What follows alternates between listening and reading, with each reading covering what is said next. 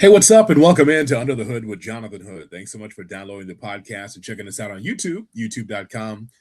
Please continue to like, share, subscribe, and comment to everything we do on Under the Hood with Jonathan Hood, as we are brought to you by the Advantage Dealer Group.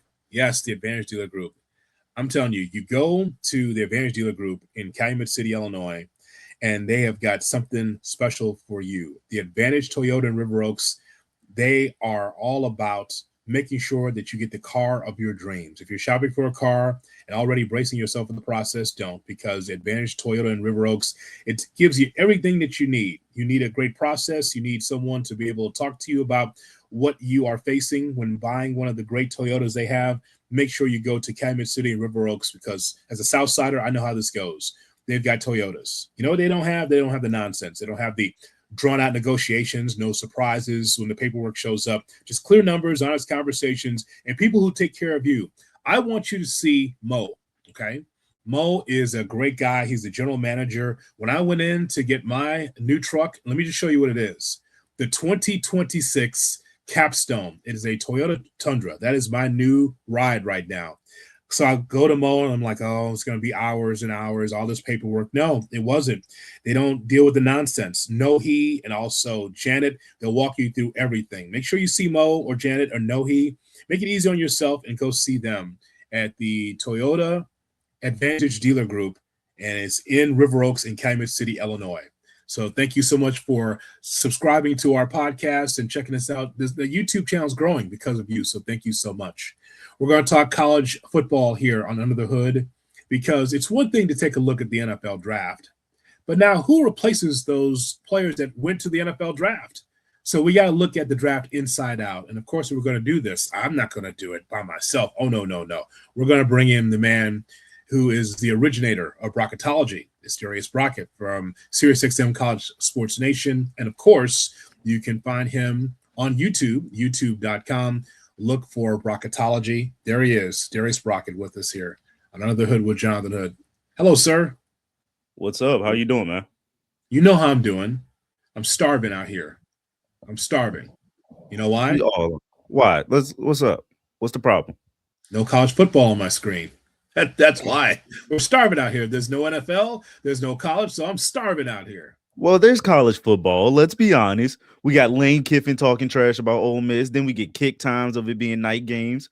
We got Steve Sarkisian talking about trash about Ole Miss and their academic standards. Apparently, the White House is getting involved. There's college football. It's just not on the field. There's always college football.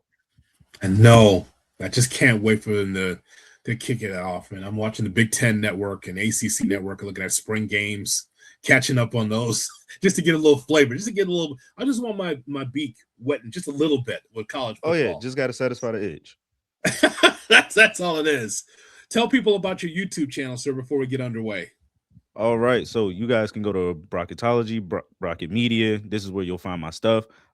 Recently, I like the way after the NFL draft. I don't like the hullabaloo of everyone who thinks they won the draft and, oh my gosh, we got the steal of the draft. So I usually give it about a week and a half before I start talking a little draft stuff.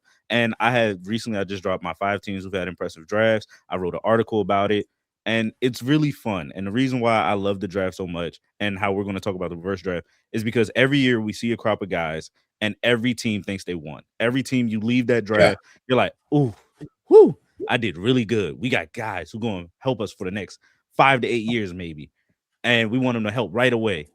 And so what I like to do is, like, I give it some time. I look. No one knows who wins the draft until 5 years go down and everyone wants their second contract. And I look at the total of that roster class. What did that entire draft class look like from those 3 days? And who did I think had the most impressive drafts? Not who won, not who had the best steal, but overall who's was the most impressive. And I had the Chiefs on the board. Cowboys was on the board. The Jets were on the board. I really love what they did. But the rest of you guys, I cannot give away. The other 2, you guys just have to sit and wait or go find my stuff. You can even find me on LinkedIn where the article is, or you can find me on social media where I have those 5 teams posted. So, but that is just a sample. I really love what the Chiefs did. They wanted young guys who can replace everything they lost on that defense, especially at the secondary position, and wanted to pair them well with some win-now talent. For having a top 10 defense to already just going to be even better as a defense, Jets clearly terrible last year, but they Yeah. go and make so many moves to make themselves by far one of the most win, not win now, but win for the moment readiness, to where they know they're not going to win a title. They know they're not competing for a title, but they are putting together a great foundation in year two under Aaron Glenn. The owner of Brockett Media is Darius Brockett with us here on Under the Hood with Jonathan Hood. Here's what we're going to do. We're going to take a look at the top 20 picks in the NFL draft. And we're going to find out who's going to replace some of those picks for sure, because I'm sure there'll be some races here or there. But we know Indiana wins the national championship in dominant fashion, and Indiana is without their quarterback Fernando Mendoza, the number one pick now in the NFL draft, going to the Las Vegas Raiders. So, Darius, there's no Mendoza with Indiana. How are they going to replace that charisma, that production, that athleticism that led the Hoosiers to a national championship? Year three under Signetti is year three of the transfer portal quarterback again. They go get Josh Hoover from TCU. Love his game from what I've been hearing. He is a more athletic Mendoza, and I use air quotes because Mendoza was obviously athletic. It's just Hoover is going to be more willing to use his legs day in and day out instead of just wanting to stand in the pocket. That is something he is going to work on. But from what Indiana people have told me and what a lot of people have screamed around that program is that he stepped in. He's very mature, very composed, and he has a great history of being a quarterback. He has the history of starting, so that's not an issue. He'll come. He's coming in. He's taking the right steps to be the guy, and it's easy fit for that Indiana offense. Yeah, Mendoza, that classic pocket passer, was very clutch under pressure, could run out of the pocket. So you'll get some of that from Hoover, from Indiana. Is that what you're saying? Yeah, I don't expect Indiana to have a drop off. I still look at them as a playoff team under Hoover. I think the biggest question that comes into it is how fast will you assimilate? Again, with transfer portal guys, lately we've seen a lot of quarterbacks come in during the spring. They kind of miss that fall window, but come in around that spring summer, and usually we think they're behind schedule. But they take their time. Let me say that mentally they take that time. You have guys like Carson Beck who took his time. You have guys like Sam Levitt, who we'll probably talk about later, who took his time where he at his new location. They like to get their mind and body right and then head into it. Cam Ward was one of those guys, a late addition, and he's number one draft pick last year. So it is a common thing to see these quarterbacks come in. It's just how fast do they assimilate and not only take in the culture, but also command the culture. All right, Darius, let's take a look at the other picks here. Let's go to number two. David Bailey goes to the Jets from Texas Tech, an edge. Many teams really coveted David Bailey coming out of the draft. He goes number two. Who replaces that dominance for Texas Tech this upcoming season? David Bailey is replaced by Trey White and Trick Adams. The reason why I have both of them on the list is because Texas Tech is going through a weird metamorphosis right now. Not in a bad way, but because of where the defense was last year, losing a lot of guys, they still have a strong transfer portal class from that past season to just kind of step up. So it's one of those things where you didn't lose much, but it is going to feel a little eerie. But those two guys is what I've been hearing who are going to most likely take the next steps. It's perfectly fine. That defense, I don't expect to lose a lot in terms of the engine that they have. Big 12 is still looks like it got to run through Texas Tech and those tortillas. So it's all going to be good there. Number three is Jeremiah Love, the running back from Notre Dame. I know there's a lot of NFL fans that have their nose up in the air saying, oh, did you take a running back at three? How could the Cardinals do that? Well, you and I as college football fans know how dominant Love was for the Irish. So who replaces Jeremiah Love at Notre Dame? The junior Aeneas Williams, he's grown in the program a lot. He's also replacing Jadarian Price. I know we're not going to go that far down the list, but that is two first round running backs that you're replacing. And I know he won't be by himself, but for the look of it, he is the leader in that clubhouse. But that offense does want to lean a little bit more on CJ Carr and his arm. So we don't expect to have a crazy out production from Williams, but we do see him having a valuable impact on that Notre Dame offense as the primary ball carrier. And we'll wonder about that offensive line for Notre Dame too, because that has to be an iron gate to let the running backs get through there as well. Love, and listen, Love and Price are fantastic, but shout out to the offensive line to be able to open up those holes. I mean, those guys are talented on their own, but the offensive line helped. If you're the Irish, you're hoping that that could be the same this upcoming season. Definitely. The O line definitely didn't miss much of a beat. Yeah, they're going to be a little bit younger, but they're getting stronger. If they had the O line they had towards the end of the season that they would have had through weeks 1 through 4, that clearly is a playoff team. They get in without a problem, and they probably beat Miami during that game. But that offensive line was definitely something that struggled over the time, but then they got better as the season got going. So now with more affirming with one another and more of a gel, they should be okay. And that running back room should be pretty safe and pretty snug running through those holes. We go to number 4 as we take a look at the draft. So Carnell Tate from Ohio State, the wide receiver, goes to the Titans. And so, again, it's a run on Ohio State players. They were pretty profound and seen in the first round of the draft. But Carnell Tate, the wide receiver. So I know that Ohio State will reload, but who's going to be WR1 for them this upcoming season? So clearly we know that's Jeremiah Smith, but I don't want to go there. I don't want to go there. I think the big names that we have to pay attention to is who's going to be his running mate. We do know Jeremiah Smith is probably going to have an uptick in catches, but Chris Henry Jr., a name that has been screaming a lot as a freshman, it looks like Ohio State's done it again to have another freshman that could step on the field, but also Brandon Ennis, a guy who's been on that roster for a while. He's worked his way up the depth chart. He's going to be probably receiver 3 yet again, or maybe receiver 2 as Henry learns and becomes wide receiver 3. But we know about Jeremiah Smith. So I do wanted to skip that name so people think I'm just not going to use him. I wanted to talk about the other 2 guys who are making their way up that ranks. Bob Mansour, from goes to Kansas City. He is no, I'm sorry, we'll get to Arvell Reese. Arvell Reese is the number 5 pick going to the Giants of Ohio State. We talk about the run of Ohio State players in the first round. A huge, big difference maker at linebacker for the Giants coming up in Arvell Reese. But who replaces that at Ohio State? Peyton Pierce and Christian Alguero, the Wisconsin transfer. I'm using both of those. So let's kill 2 birds with 1 stone. Sonny Styles also gone. So this is why I use both names. Both of those guys will be interchangeable. So Arvell Reese, Sonny Styles, both first round talent. Those are the guys that will be replacing them. They also still have a lot of depth there, but those are the 2 names that was ringing out the most who can play those roles of being a edge rusher, middle backer, or sometimes playing that outside spot. All right, Darius. Now we got to get to Mansour Delane. LSU corner goes 6 to Kansas City. So now a brand new LSU look, new coaching staff. Now, what do they do at corner? Well, they don't have to change much. The good thing is they have guys who've been building under that culture. So it'll be DJ Pickett and PJ Woodland. Those 2 guys will man the X and the Y, the outside corner spots, and they'll be fine. Now, who will be CB1? Who will be the guy that follows the guy on the other side of the field? I'm not sure yet, but it does seem like DJ Pickett will be the cornerback 1 for that spot. But I wouldn't put it past me if PJ Woodland also makes that step. That's one of the more intriguing teams I'm watching, LSU, this season for obvious reasons. We won't get to here until we get to the summer when you have your evaluations of exactly where these teams are going to fall in the SEC. LSU, though, obviously, it's going to be compelling to see how they look in year 1. Will they not? Is it though? I think we all have the same expectation here. I think we all, no matter who you are in this landscape of college football, we all have the same expectation.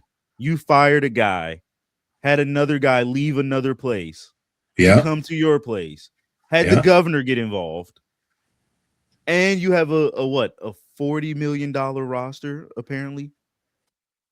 I think we know what the expectation is here. Like, come on. Darius, you do turn your head when you see a fire on the side of the road, don't you? Same thing with Lane. Don't you? Everyone looks and sees the fire on the side of the road, like, how that happened. That's why LSU is compelling. I want to see what this looks like in year 1.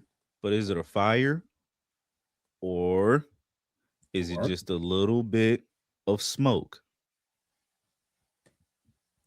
It's always smoke. It's bad news. Always smoke, right? Always, yes. But is it fun? 1,000,000%, and I'm going to watch all of it. That's right. I'm going to watch all of it. We want to see what this looks like. There's some that cannot wait for his downfall. There's some that don't like him, like they don't like Brian Kelly, but it's still going to be interesting to watch. I was on record saying he should have stayed at Ole Miss. I'm on record of saying that. That was your best. You were at peace. You were happy. You had everything you wanted. you talked about having that inner peace and LSU being the perfect marriage for you and gave you what you needed. That's where I stood there. But I am not the man who had to make the decision. Lane, Yeah. the train. It's all on you, Okay, Lane. buddy. Yeah. And bad things to say about Mississippi on the way out, by the way. That's nice. That's So nice many to hear. bad things. That's why I cannot wait. One way or the other, it's going to be interesting to watch LSU. Sonny Styles, Ohio State linebacker. We talked about the linebacker core before, but Sonny Styles 7 to Washington. Love him as well. Again, I said it already. Peyton Pierce, Christian Aguero. I just want to touch on Sonny Styles for a small moment here. Washington knocked that pick out the park. Fandom wise, love it. But also, this is a 3-level guy, a guy who played safety at first, then had to move down to linebacker. If you're Washington, I've always said you want a guy that's versatile. I always pictured a guy like Isaiah Simmons at Clemson those couple years back when he got into the NFL with Arizona, and you thought, okay, he's going to play edge rusher, he's going to play a little bit of nickel, he's going to play linebacker, and it just didn't come to fruition. Maybe it works out for Sonny Styles at Washington where he can be that type of guy and be moved all around, or he just may stay as a commanding linebacker spot and it just works out for him, and he could possibly have a Hall of Fame career. But one thing I love is the versatility from him. You know what's weird about Arizona State this season for me? Going to like Turner, going to like TNT to find my Arizona State football. Saw that a couple times. Looking to find out where they were so I could watch Jordan Tyson, wide receiver for Arizona State. He went 8 to the Saints. How did they replace that in the Valley of the Sun? Well, they get it from another Big 12 rival, and they get him from Colorado. They get Omarion Miller, who was really good for Colorado those last 2 years. Now we're going to see what he can do without all the hoopla of the Sanders train. And I mean Mm-hmm. that from the coaching standpoint and that whole thing in Colorado. And we'll see what Kenny Dillingham could do with another guy like this. So I do like Omarion Miller from Colorado transfer going to Arizona State, and he'll be that wide receiver one. Is that one of the former Colorado players that had something to say about Deion Sanders? Deion did not name names, as you remember in that press conference. He said a lot of people that transferred had a lot of chirping to do about that Colorado program.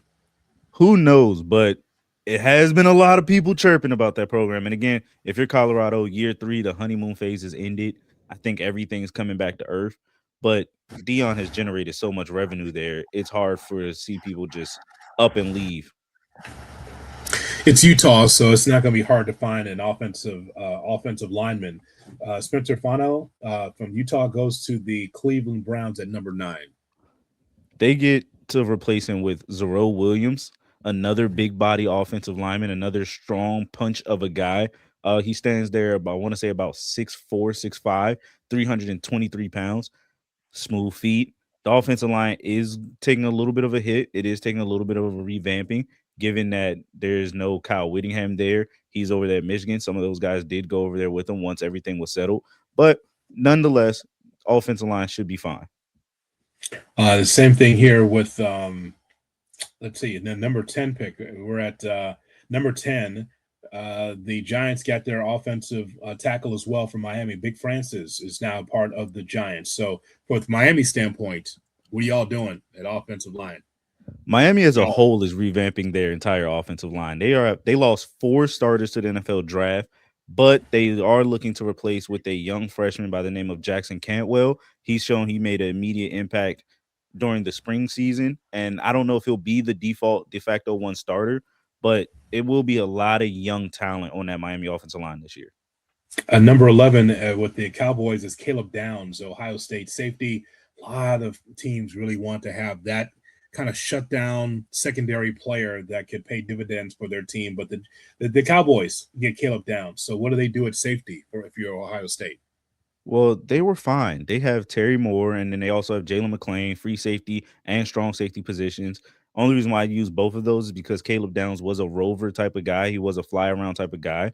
So I use both those positions. It's really good. Ohio State's defense, let's be honest here, they're not going to take a step back at all. They're only just going to get reloaded with more talent. So we'll just want to see how fast can these guys fill the hole that Caleb Downs left, which is a pretty big hole at safety. Caden Proctor, Alabama offensive lineman, goes to the Miami Dolphins as the Dolphins try to retool their situation in South Florida, and Proctor went number 12 in the draft. Alabama also in that position of having a lot of young offensive linemen coming in. They do rely on a little bit of veteran talent under the name of Jackson Lloyd, another good tackle who's played a little bit of right and left tackle. It's going to be very interesting to see where they put him at, but he should be the guy going forward. Ty Simpson, Alabama quarterback, goes 13 to the Los Angeles Rams. And before we talk about the replacement of Alabama, their quarterback, because that is an interesting conversation. So there was a lot, as you well know, Darius, on your channel, ESPN, everywhere else about Ty Simpson and where he should be placed in the draft.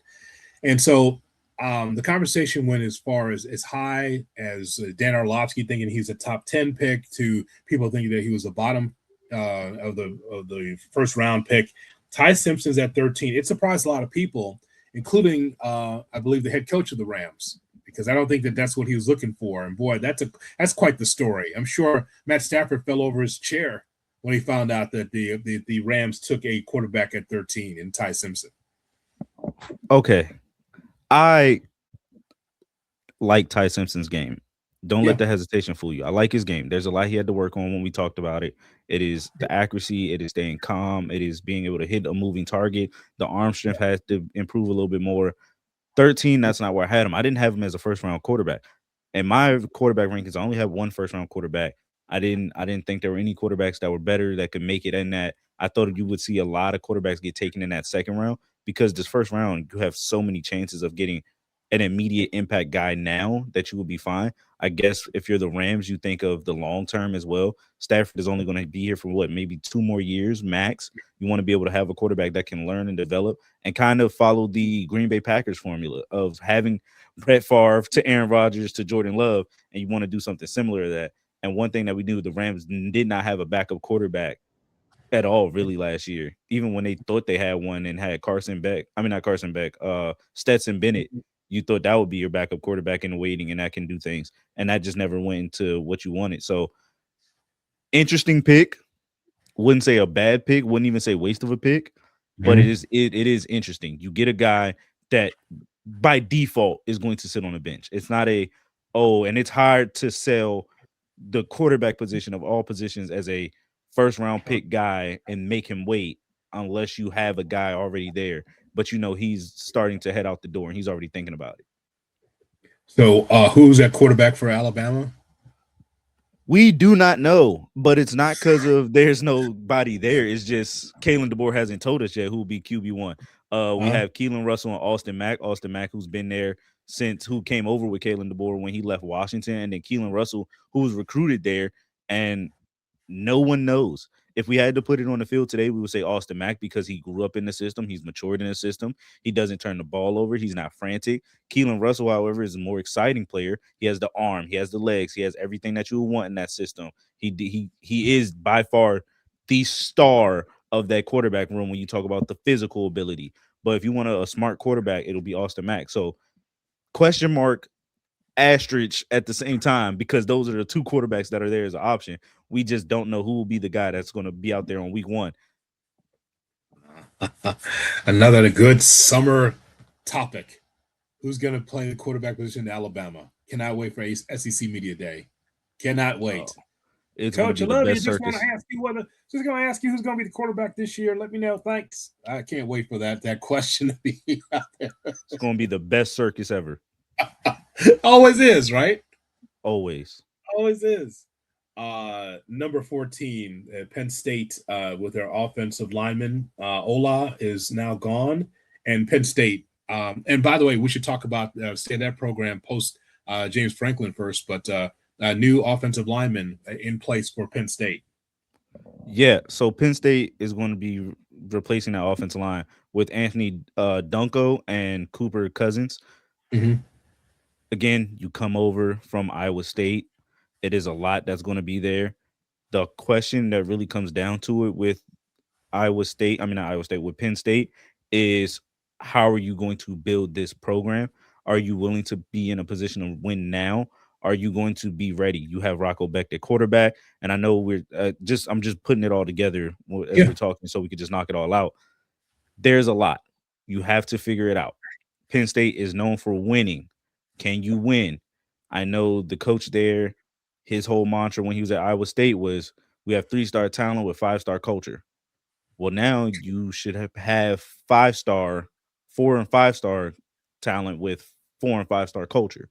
So let's see what that looks like with the budget. And again, you lost a bunch in recruiting in terms of the guys who just left and went with James Franklin to Virginia Tech.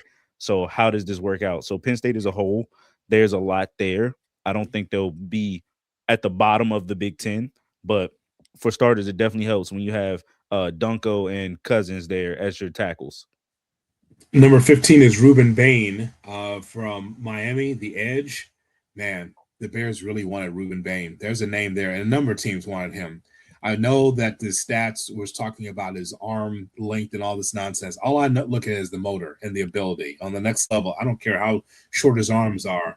I think that he could be a game wrecker, but now he is a Tampa Bay Buccaneer. So how do they replace that? Did you see how tense he was even on draft night? Grabbed the hat, Yes. didn't even look in the mirror, and just put it on. Let's go. Like he Yes. was just ready to rock. Yes. I love the pick. Miami will be replacing that guy with Hayden Lowe or Marquise Lightfoot. Marquise Lightfoot has already made impacts. He was there last year, part of that championship run. Hayden Lowe is an incoming guy who's going to work his way in. And again, 2 birds with 1 stone. Obviously, Akeem Mesidor, you're going to be missing that. So this is why I use both of those guys as well. They're going to be playing one on one aside from one another, or sometimes again in that Miami defense, we saw Bain and Mesidor right next to each other. So they'll be moved around a lot. But those are the 2 guys who will be replacing Bain and Mesidor as a whole. Big shoes to fill, but shoes that can be filled regardless. One of my favorite players in the draft in the first round, Darius, is coming up here because we're at number 16. We go through the top 20 as we do inside out with the college football draft. Who's replacing some of the stars that are now in the NFL? Kenyon Sadiq, the tight end from Oregon. I don't know.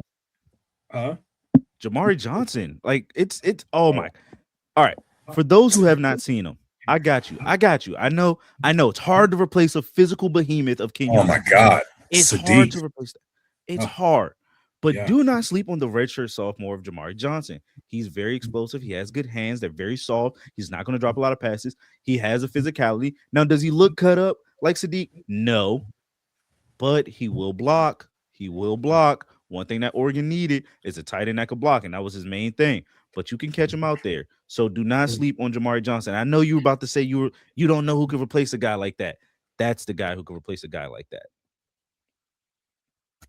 Sadiq is just amazing, though. I can't wait to see what that looks like on Sundays. Oh my God, he's going to the New York Jets, so he won't get the ball very often. But the bottom line is like if he does get the ball, I think he can do special things. I don't know with Geno at quarterback, he might get the ball a lot. It might be Garrett Wilson who may not get the ball a lot.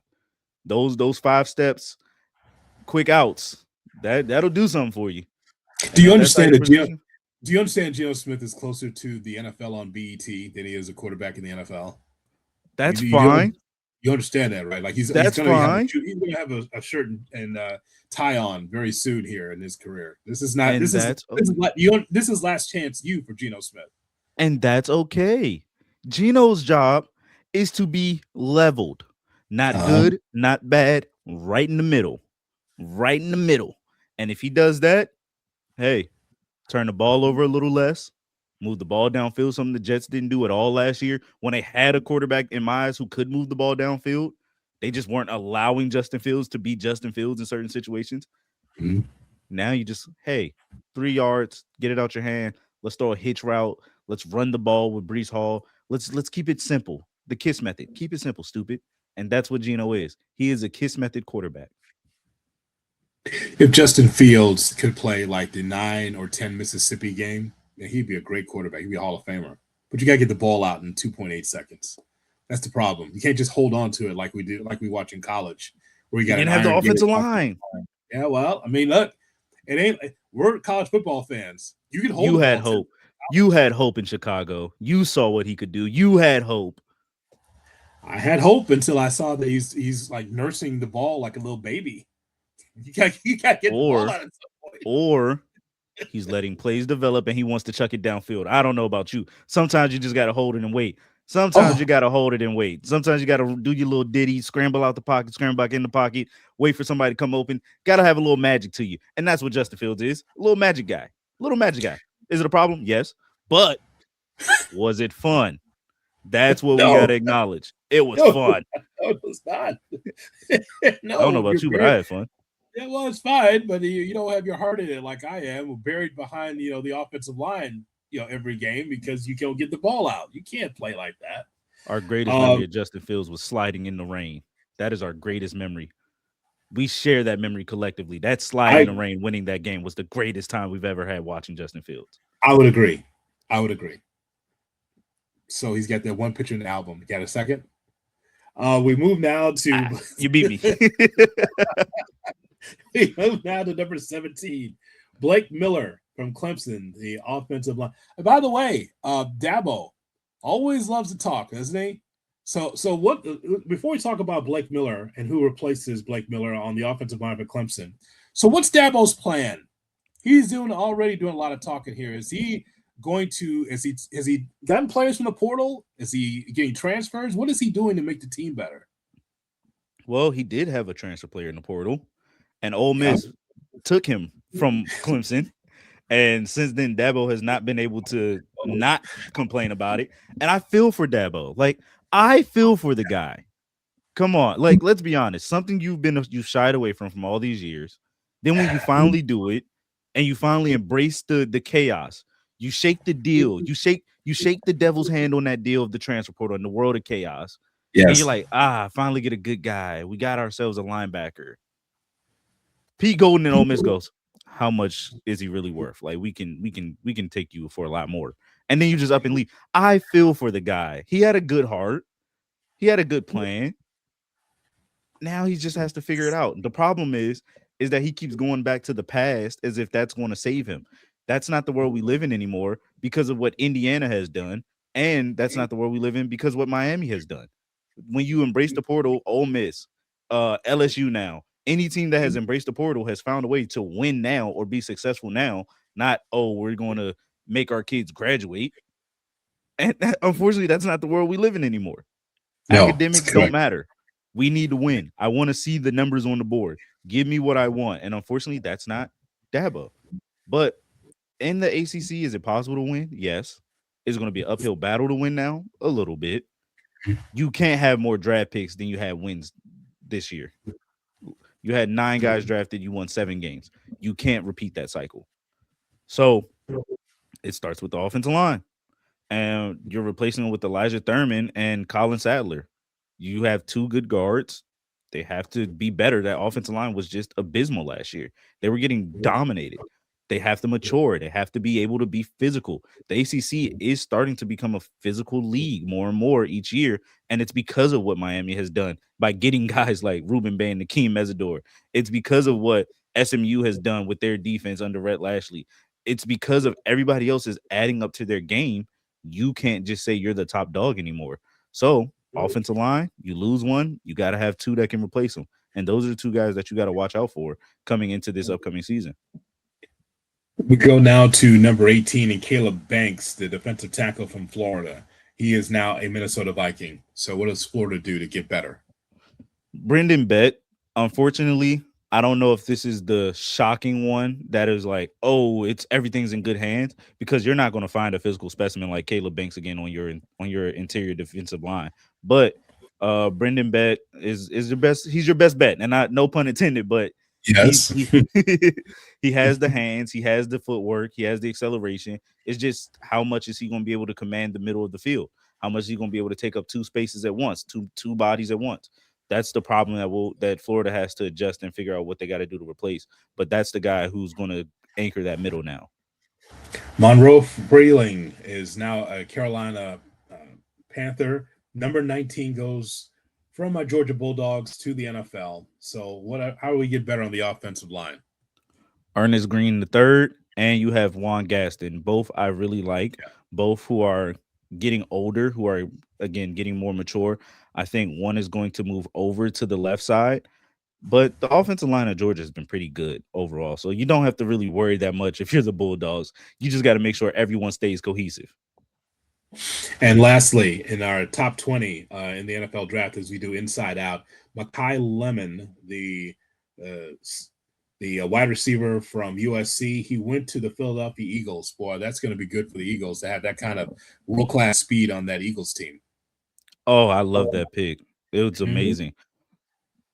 I think it's weird if you're USC because you said now your championship window is open, and it's an open window with a bunch of young guys that you want to be on the field, a bunch of Yeah. freshmen that's going to be out there.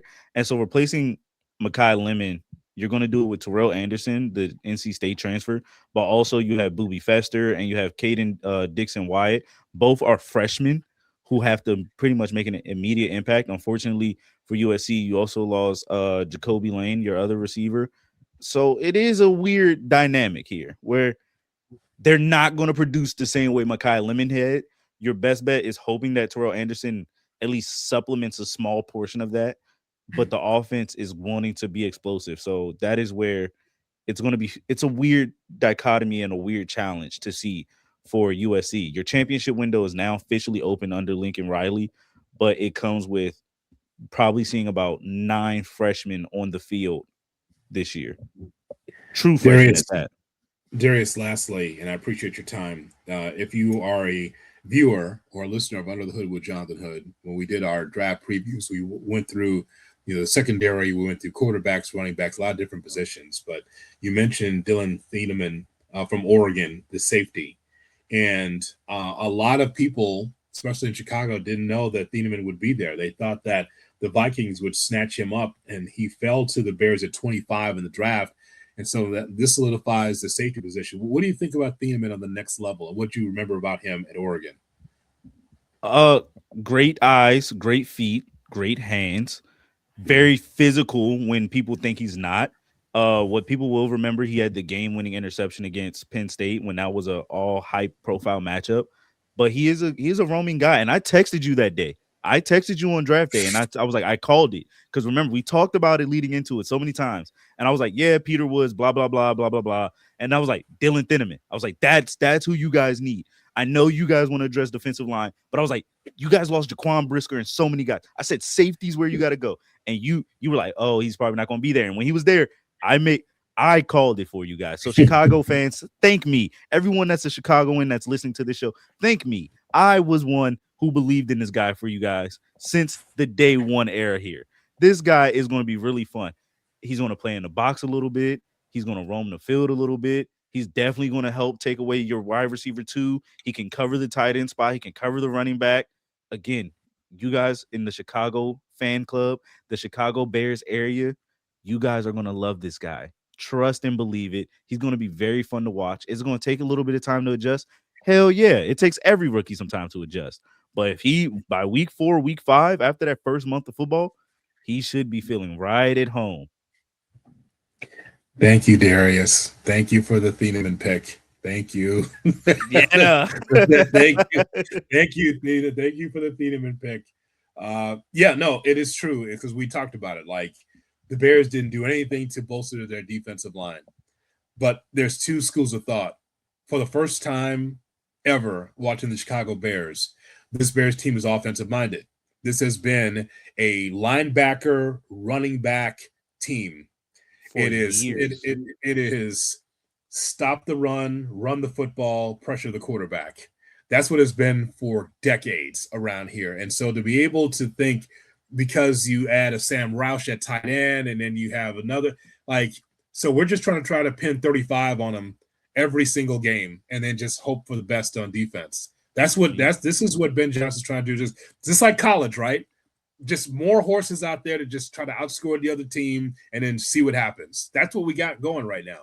It's easy to outscore somebody, especially when you have the roster and the talent to do it on the offensive side of the ball. If I can go hang up 35, all I need you guys on the defense to do is get what? There's about what? 10 possessions, 12 possessions in the NFL max. All Yes. you got to do is get what? 5 3-and-outs and maybe limit 2 field goals. That's a good recipe. I don't know if you're offensive minded. That's a fun recipe to have. That's from someone from the Midwest, that's scary. That because this is because look, Oh, It's the Sam black and Roush. blue division now has Yeah, to not be so black and blue. It has to be a little bit of airtime, a little finesse in it. Oh, we're so tough. We're the SEC of the NFC. Rah. Relax, man. It's all good. Now you guys about to go cover a bunch of people. You need somebody to cover Justin Jefferson, right? Need some safety help over top, right? you do. Yeah. There you go. See, it works out. I Green just Bay want has you a to tell bunch of me. receivers. Okay, well, you tell me. Okay, because some of this has college ramifications in it. That's now part of the team. So the Bears have Roma Dunze, Luther Burden, Khalif Raymond, who's a veteran from Detroit. That's three, right? You got Mm-hmm. Jade Walker, who walks on water, as we saw with a key catch in the playoffs. You have Xavier Thomas, third round pick that I want to talk to you about. And Sam Roush, the third tight end on the team, A lot because of you already 13 have personnel, baby. because you have Cole Komet and you have Colston Loveland. A So lot of so this 13. is so and along with the running game of DeAndre Swift and Kyle Benungai. This is the offense for the Chicago Bears. How many points can you score with that many weapons? What do you think? 33 and a half. If I had to And put an Caleb over under, Williams. Yes, and 33 and Caleb a half. Williams. Yeah. 33 and a half, easily. A lot of 13 personnel, a lot of play action, a lot of booting to your left, a lot of misdirection. Even when they're in shotgun, they're still in 13 personnel. They're still going to find a way to use all three tight ends on the field. They're still going to run the ball. They're still going to punch you in the face, but they're going to Yeah. do it. They're going to do it with the inside zone like they've always done, but they're going to have a lot more help. Because again, the offensive line also struggled.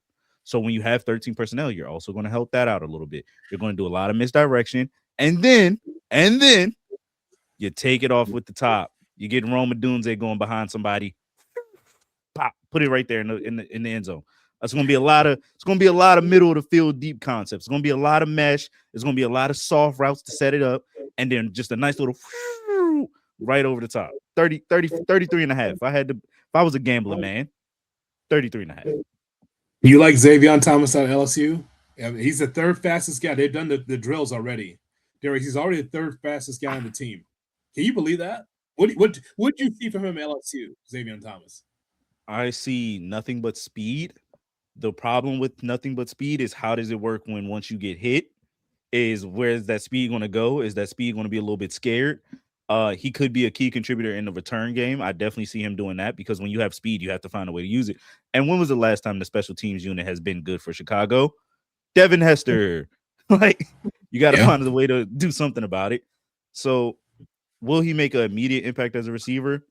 Probably not the way that people would assume as just like a key guy who can just come in, but a lot of jet sweeps, a lot of motions, a lot of reverses.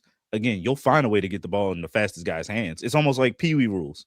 It's almost like Pee Wee football rules. You give it to the fastest guy on the field and just go, all right, cool, let's go run up the score. You can do that. And if he's in the slot, you have a lot of mismatches there. Obviously, a lot of teams are going to run a lot of nickel on you guys to even it out. But your third best corner against the third fastest receiver on the roster and probably the first fastest in that wide receiver room. How Yeah. does that doesn't really sound like a good math game to me? Where if I can go, I'm faster than you. Once your hips turn, we leaving. That's always been the rules that we live by. So is he going to be a key guy day one? No. But when you get used to what he can do, when you find a way to get the ball in his hands, just how you have to find a way to get the ball in everybody's hands, you'll figure it out. Even in 13 personnel, those three tight ends, two receivers, one running back, you'll find a way to put them out there. Again, the receiver room's not going to always be healthy. Rome's going to go down a little bit. He's going to, I mean that he's going to go down, and I just mean like that's just the nature of football. It's not that I'm I wishing ill on understand. him. You know It's the how nature of big football. it's such a big year for him. Like if he does not flourish like Luther Burton is or like Colston Loveland is in their rookie season, and now they're going into year two. If Rome does not work out, But he ain't gonna be on this football team. I'm but just telling you. Rome has worked out. I think the problem is Rome. Everyone wants Rome to be a wide receiver one, and he may just be a two guy. Luther He Burton just is I'm your just one. what I'm referring to is the injury from last year, the foot Yeah, injury. So yeah, that's and what that slowed him. sucked. Yeah. That's what sucked. But again, one of the most reliable hands out there in the NFL, one of the most reliable hands on that roster. So again, the nature of football, he'll rehab, he'll go down, or he'll just come out a couple possessions, and you want him throwing some weird looks. This is a weird looking offense. It's going to look weird. You're going Yeah, to it see is. a random pistol set with 3 tight ends. One of those tight ends is a receiver that looks undersized, but for some reason he's playing off the line of scrimmage, and he's the one that got to come in motion, and he's running a simple flat route that's going to get you a first down and maybe extra 8 or 9 yards. Again, I'm just spitballing here with creativity. You just got to figure out what you got with Ben Johnson. Again, yeah, you're gonna put up 33.5 points. Now your defense just has to stop 5 out of 12 possessions. Sounds easy to me. Well, that you're doing the math there, and hopefully that math works out well for the Chicago Bears for this upcoming season. Tell everyone, Darius, where people can find you and your work on Brocketology. You guys can find me everywhere at Brockett Media, Brockett. If there's any extra confusion, think of the word rocket, add a B in front of it and an extra T at the end. You also can find me on LinkedIn at Darius Brockett. That's where most of my articles are posted. And it's been fun. We are in the summer months. Everything's going to take some time to get the things grooving and growing. Mini camps on the way. OTAs is happening. Nothing is happening though. Let's say that. For anybody who hears word in what realm on any sport, college or NFL, and they like, oh, such and such is having a great summer, such and such having a great spring. Remember, they have not played anybody except air and hit their own guys where you're just doing thud. So everyone relax. Week 1 will be here soon. But if you hear any news, take a deep breath before you guys get excited. I don't care that Darian Mensah threw an 80-yard bomb to Malachi Tony. I don't care. It's on air. Let's relax. I don't care about all that.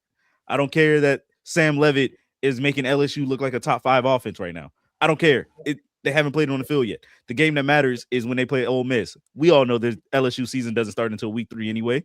Like, come on. Like, let's be honest here. So everyone, let's enjoy this offseason. Just a smidge. And then let's get back into the grind. Understood. Just relax, enjoy the summer, and then we'll have college football before you know it. I understand. Okay, I'll call you next week with a Big Ten preview. All right, man. Be ready. Here we go. Hey, we got to find something to get the people going. Maryland, number 5, automatically top 5 team going into the Big Ten. Let's do it right now. Calling it. Boom. Just relax. Just relax. USC. Is it a big season or not? That's what I'll just call you with that. Just random. Penn State, Big Ten champions, right around. Indiana falls off a cliff. They're not coming back. Thank you so much for joining us. Take a look at the college football draft inside out, and enjoy the summer. And we'll be talking soon because we got to get some previews started right away. I'm sure that the magazines are already printed right now. Of the college football preview. Phil Steele is already ready, right? He's like probably 2 more sentences away. I love that guy. All right, man. Thanks so much for joining us. We're brought to you by the Advantage Dealer Group. Make sure that you're checking them out. They have taken care of me so they can take care of you. Advantage Toyota of River Oaks. Thanks so much to Darius Brockett for joining us on Under the Hood with Jonathan Hood. So long, everybody.